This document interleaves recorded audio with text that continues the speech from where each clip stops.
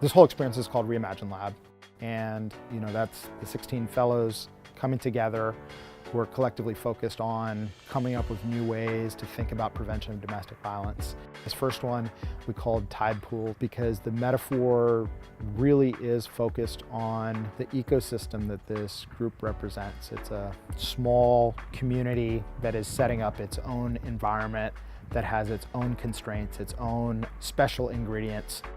We have selected an exciting mix of 16 amazing individuals who are bringing their passion for domestic violence to a process that we hope will reimagine what can be versus what is.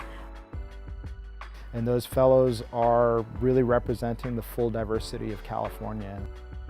Whatever comes out is going to feel radical because it's going to feel, in my view, as a critical analysis of policies that have been accepted and embraced for, well, at least since the Violence Against Women Act was enacted, which was, in '96, I believe, so about 22 years ago.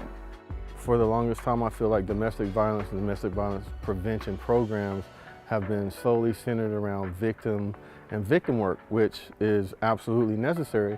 But when we do that, we fully ignore the other side of that equation. And so there aren't many math problems you can solve where you ignore half of the equation. Policy changes do happen, so why can't it be something that we plant a seed in this 6 months together that can later become policy? Diversity managed right can create good tension and good conflict, and from conflict arise different ways of doing things.